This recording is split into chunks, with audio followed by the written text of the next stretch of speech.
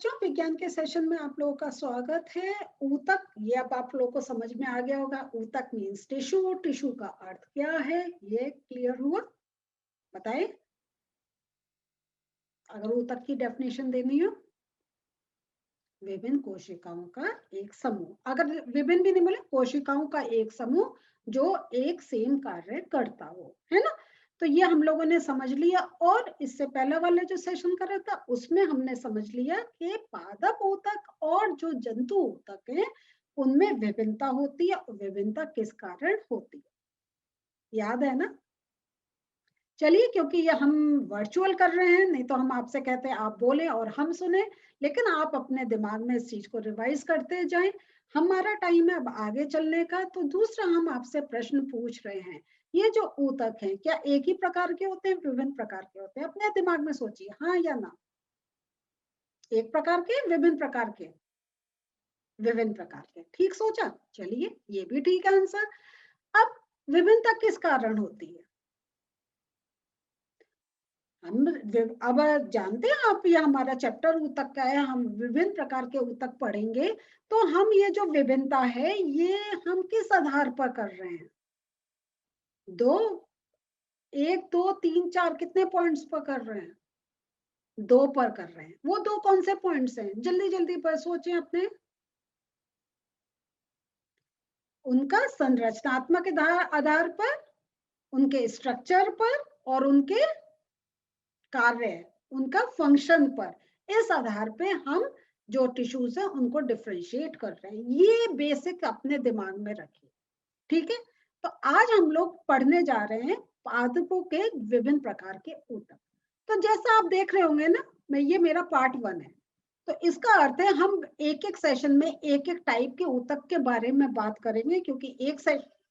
सो बच्चों, जैसा आप लोग देख रहे हैं कि हम पादप ऊतक, ये मेरा फर्स्ट पार्ट है। तो आज हम हर सेशन में जो पादप ऊतक का एक एक प्रकार के बारे में समझेंगे, क्योंकि एक सेशन में हम पूरा इतना सारा एक साथ आपको नहीं समझाना चाहते कि आप पार्ट्स में समझेंगे, आपको क्लियर होगा। तो पादप ऊतक की अगर हम बात करते हैं तो चलिए पहले हम बुक खोल लेते हैं, ठीक है। चलिए खोलते हैं अपनी बुक।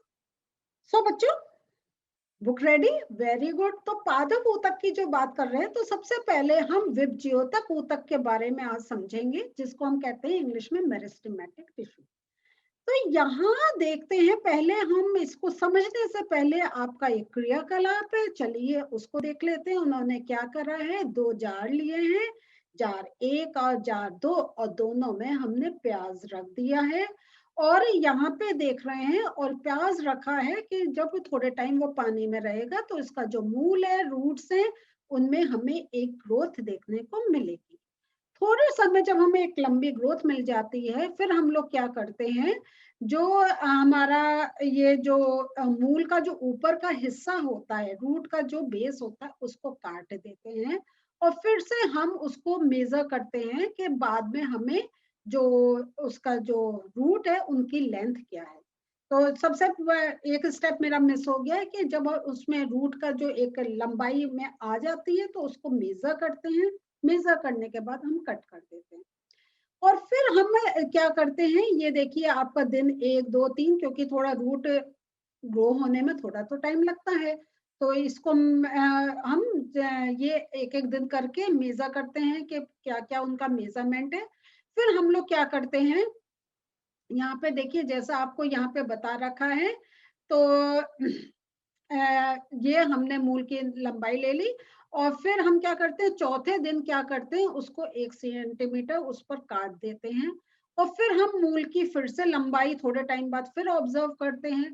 तो हमें क्या देखने को मिलेगा, अगर हमने जहां से इसका ग्रोथ हो रहा है वहां अगर हम उसको कट कर देते हैं, तो क्या हमें फिर से उसके अंदर रूट ग्रोथ देखने को मिलेगी? नहीं मिलेगी। तो हमारा ये विभिन्न प्रकार के इसे एक्सपेरिमेंट पे प्रश्न आते हैं। किस जार में रखी हुई प्याज की मूल लंबी है? हमारे तो नेचुरल है कि जिसमें काटी नहीं है तो वो जो हमारा जार 1 है उसकी लंबी होगी। हमारे द्वारा मूल के ऊपरी हिस्से को काट लेने के बाद भी क्या हमें वृद्धि देखने को मिलती है? तो वो नहीं मिलेगी। तो अब हमारे सामने प्रश्न ये आता है कि हम जब एक पर्टिकुलर पार्ट को काट दे रहे हैं तो वो वृद्धि क्यों रुक जा रही है। इसका अर्थ है कि जो हमारा जो एक प्लांट का पार्ट होता है या हम फ्रूट कहें जो है, उसका हर पार्ट एक पर्टिकुलर टाइप की ग्रोथ को रिप्रेजेंट करता है, उसको वो करता है। अगर हम वो उतना काट देते हैं उतने सेल्स डेड हो जाते हैं, मींस वहां पे उस टाइप के सेल्स नहीं रहते तो ग्रोथ नहीं होती। तो इसी पर जो हम पुराना अगर सेशन का सोचें तो हम जो प्लांट या हम जो टिश्यूज को जो हम एक डिवाइड कर रहे हैं, उनके हम स्ट्रक्चर पे डिवाइड के बेसिस पे कर रहे हैं, उनके फंक्शन पे हम डिवाइड कर रहे हैं। तो उसी बेसिस पे आज हम बात करेंगे विभज्योतक ऊतक की। तो बच्चों ये आपका इसमें ना बहुत एक कॉम्प्लेक्स फॉर्म में दे रखा है। तो अब जो मेरे थोड़े आगे के सेशंस होंगे उस पर मैंने अपने नोट्स बना रखे हैं, जिसकी हेल्प से मैं आपको एक एक टॉपिक समझाती जाऊंगी। तो मैं ये चाहती हूँ कि आपके हाथ में नोटबुक होनी चाहिए और इम्पोर्टेंट पॉइंट्स आप नोट करें। तो अभी मैं अपनी स्लाइड्स खोलती हूँ और आपको ये जो विभज्योतक मींस मेरिस्टेमेटिक के बारे में समझाती हूँ। सो बच्चों अगर हम प्लांट्स ऊतक का देखें तो इसको मैं समझाने आपको एक्सप्लेन करने से पहले मैं आपको एक बात बताना चाहती हूँ कि ये हमारा क्या है, वर्चुअल सेशन है और ये आप ऐप के थ्रू देख रहे हैं। तो आपके सामने ये एक प्रिविलेज है कि आपको जहां लगता है वहां आप वो पॉज करिए वीडियो, आपको ये स्लाइड्स में से अपनी कॉपी में नोट करना, नोट करें फिर आगे देखें। या आप ये भी कर सकते हैं, पहले पूरा सेशन देख लीजिए, समझ लीजिए और जब वो पूरा सेशन हो जाए फिर आप देखिए कि आपको क्या चीज नोट करनी है, क्या आपके काम की है।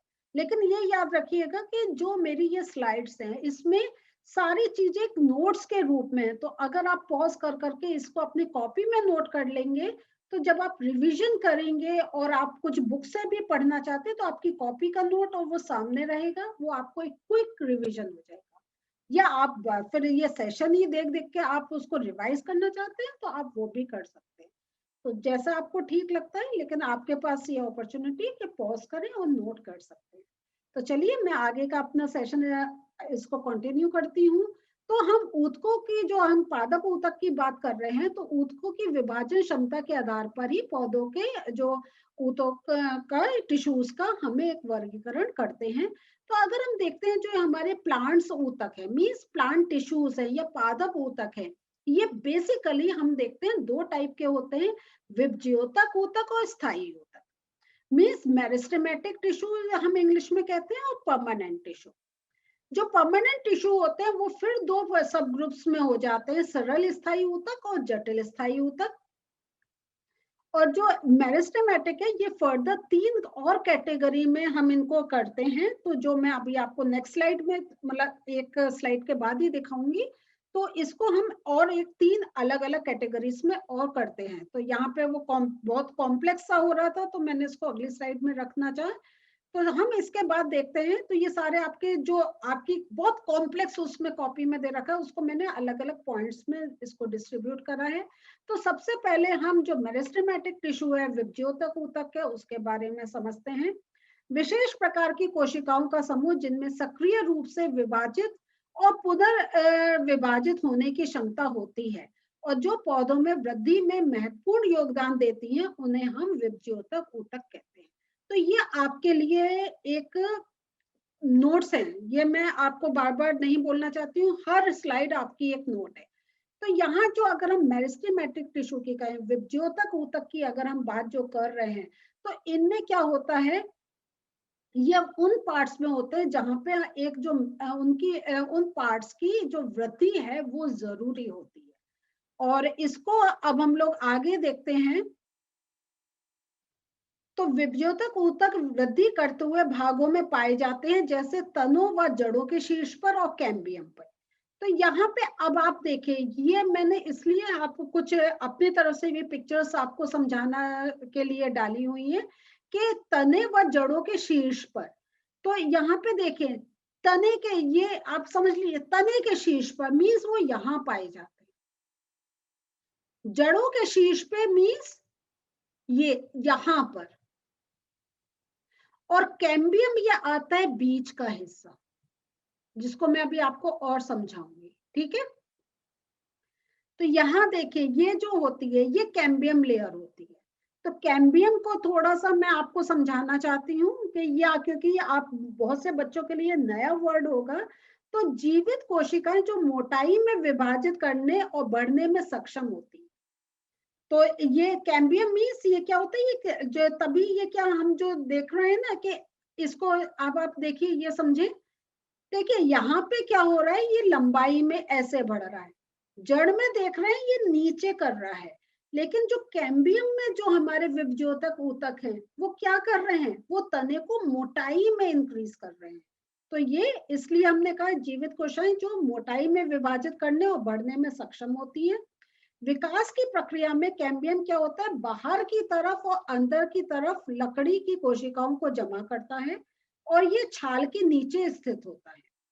तो ये जो क्योंकि जब वो आप कहें ना जब थिकनेस में जब चौड़ाई में वो हो रहा है तो अंदर अंदर वो क्या होगा, जब तक वो कोशिकाओं को जमा नहीं करेगा तब तक उसकी मोटाई नहीं होगी। तो वो ग्रोथ कर करके कोशिकाओं को इंक्रीज करता है कि वो ब्रेथ में उनका इंक्रीज हो।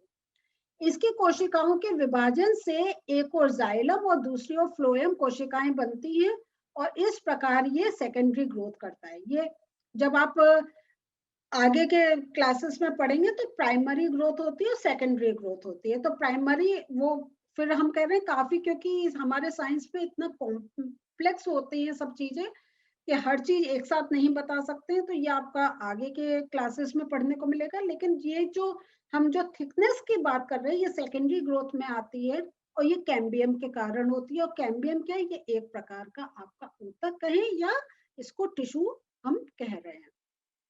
टिश्यू मीन्स इंग्लिश का ही वर्ड है। अब हम देखें, मैंने आपको बताया था ना विभज्योतक ऊतक को हमने 3 पार्ट्स में और फर्दर करा है। वो है आपका शीर्षक जिसको हम एपिकल बोलते हैं, पार्श्वीय मीन्स जो आपका लेटरल होता है, और अंतर्विष्ट जो आपका इंटरकैलरी होता है। तो ये आपके हो गए हमारे। और ये देखिए इसलिए मैंने इनको थोड़ा डार्क कर रखा कि मेन वर्ड आपके सामने है। अब जो जो शीर्षस्थ है वो है तने व जड़ के शीर्ष पर स्थित होता है और ये पौधों को क्या होता है, उनकी लंबाई में वृद्धि करता है। जो पार्श्वीय होता है वो तने व जड़ की परिधि में स्थित पादपों की मोटाई में, कि वो क्योंकि तना भी पतला नहीं रहता ना, थोड़ा मोटा होता है। और रूट्स भी क्या देखते हैं, हम पहले देखते हैं बहुत पतली पतली होती है, फिर उनमें भी थिकनेस आने लग जाती है। और जो अंतर्विष्ट इंटरकैलरी मेरिस्टेमेटिक है वो पत्तियों के आधार या टहनियों के पर स्थित होता है। तो ये टहनियों का पर मीन्स इंटरनोड। इंटरनोड आप जानते हैं कि आप देखते होंगे कि जब आप तना देखते होंगे ना तो बीच में आपको एक मोटी सी लाइन दिखाई देती होगी, फिर पतला तना दिखाई देता होगा, फिर थोड़ी थिक पार्ट दिखाई देता है। तो जब दो नोड्स के बीच का जो पार्ट होता है वो होता है इंटरनोड। क्लियर। तो यहाँ पे ये देखिए, ये मैंने आपको यही दिखाया फिर से जो आपको इससे पहले भी स्लाइड में दिखाया था। तो हम ये देखते हैं जो विभज्योतक ऊतक है ये फिर से हम उसको उसके 3 पार्ट्स हैं, शीर्षस्थ, पार्श्वीय और अंतर्विष्ट। तो आप मेन ये वर्ड याद कर रहे हैं, ये विभज्योतक ऊतक तो हम बार बार बोलते ही रहेंगे, ठीक है। तो ये क्लियर हो गया।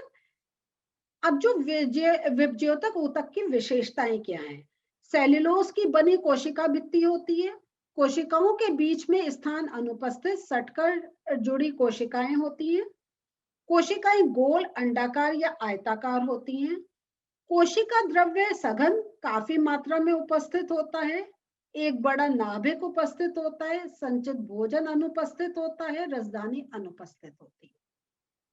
तो ये हमारी जो है ये विभज्योतक ऊतक की विशेषताएं हो गई। तो ये देखिए ये पॉइंट्स में है, बस वो है। अब आप चाहें तो आप इन पॉइंट्स को कर लें, नहीं तो आपको अगर लिखना हो तो पूरा आप लिख सकते हैं। सेल्यूलोज की बनी विभज्योतक ऊतक में सेल्यूलोज की बनी कोशिका भित्ति होती है, तो ये जरूरी नहीं होता है। तो मेन मेन पॉइंट्स अगर आप अपने एग्जाम में भी लिखेंगे आपको पूरे नंबर मिलेंगे। जरूरी नहीं है आपको इनको पूरा एक कंप्लीट सेंटेंस, क्योंकि बार बार आप यही लिखेंगे वो विभज्योतक ऊतक में ऐसा होता है, तो वो रिपीट करने की आपको जरूरत नहीं है।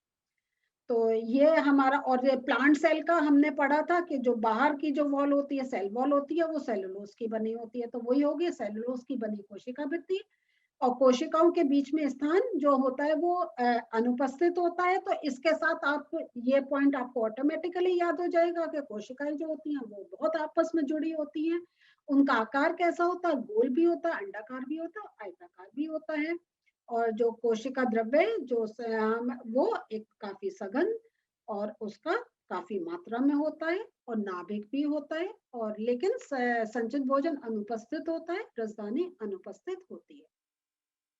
अब अगर हम देखें विभज्योतक ऊतक के कार्य, तो लगातार विभाजित होकर नई कोशिकाएं पैदा करना और पादपों की लंबाई और चौड़ाई में वृद्धि करना, तो ये इसका कार्य है। तो हमने देखिए हम डिफरेंस किस बेसिस पे कर रहे हैं, स्ट्रक्चर एंड फंक्शन। अभी मैंने आपको स्ट्रक्चर बताया, अब उसका फंक्शन आपको बताया। तो बच्चों ये अब मेरा जो आगे के हमारे सेशंस होंगे वो थोड़े से नोट्स बेसिस पर होंगे, क्योंकि मेन हमें यही समझना है वो ऊतक कहाँ प्रेजेंट है, उसका स्ट्रक्चर क्या है और उसका कार्य क्या, मेन ये समझना है। आपका वो पूरा पैराग्राफ में दे रखा है जिसमें आपको डिफरेंशिएट करना एक डिफिकल्ट होगा, इसलिए हम थोड़ा सा ये नोट्स की हेल्प से इसको समझते जाए। बस थोड़ा सा आप भी, मेरी कोशिश है जहां रिलेशन बन पा रहा है मैं आपको बता रही हूँ, कहीं आपसे आप कोई से एक आसान वे में याद करना चाह रहे हैं तो आप वैसे याद कर सकते हैं। और उसके बाद अगर आपको लगता है कि आप कुछ कंफर्म करना चाहते हैं, कहीं कोई डाउट है, तो आप ऐप के थ्रू मुझसे प्रश्न पूछ सकते हैं। तो अगले सेशन में हम अब दूसरे ऊतक के बारे में, पादप के जो दूसरा पार्ट का ऊतक है वो समझेंगे। तो मिलते हैं फिर से, बाय।